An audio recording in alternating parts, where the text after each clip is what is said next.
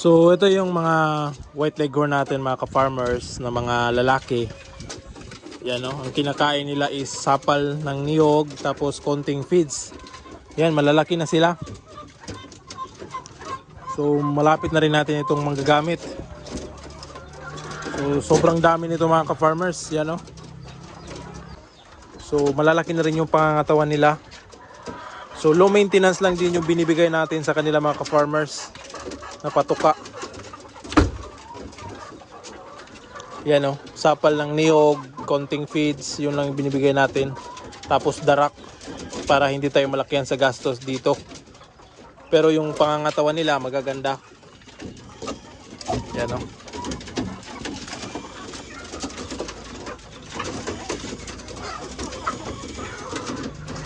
Sobrang dami nitong mga lalaki ko. So magagamit talaga natin ito sa breeding.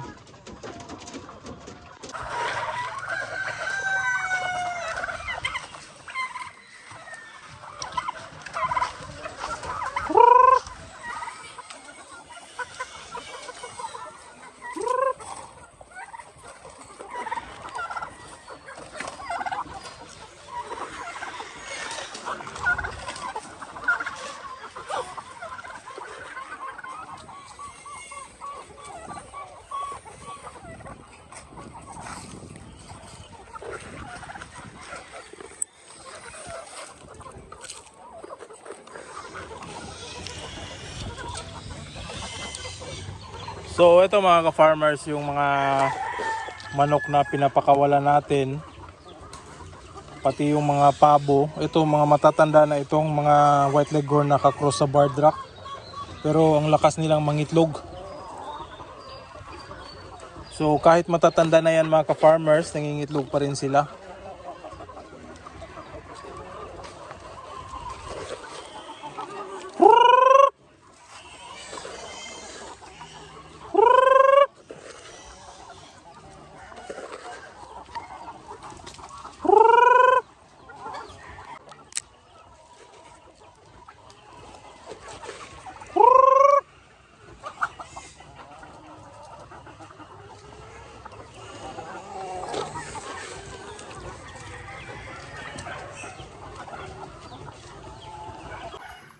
So yun mga ka-farmers, nagpapakain tayo sa mga manok natin dahil hapon na.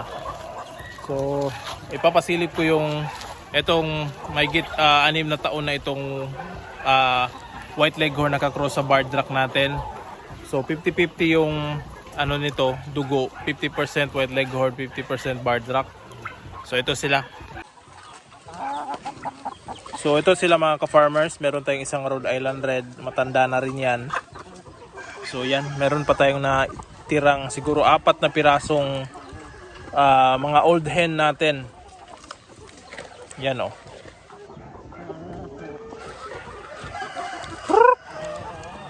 Ito matanda na rin yung barred rock.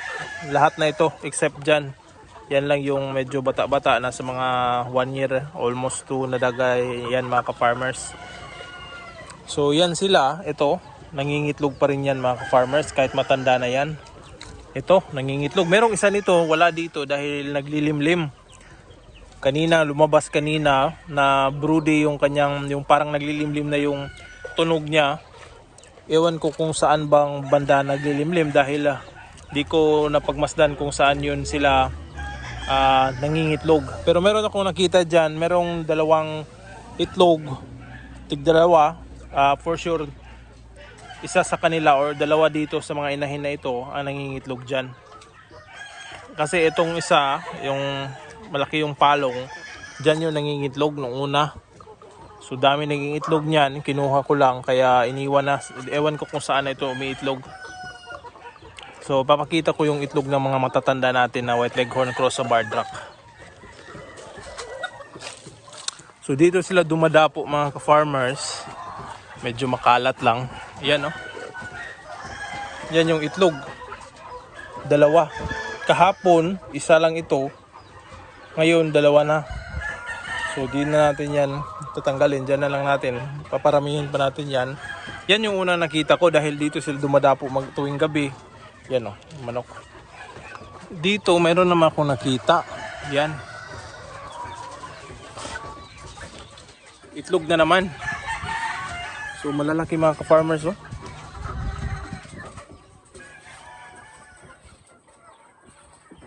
So dyan sila nangingitlog. Yan yung mga inahin natin. Yung iba di ko malaman, baka nandyan sa mga kahoy na yan nangingitlog yung mga inahin natin. So ayun mga ka-farmers, yung mga matatanda natin pinapakawalan na rin natin dahil minsan kasi hindi ko na sila nabibigyan ng tamang patuka dahil nga medyo may katandaan na sila, tapos parang pinabayaan na natin ba. So ang ginawa ko na lang, pinakawalan ko lang. So di bali na yung doon sa loob na palaging pumapasok at nag-iiwan ng mga ipot.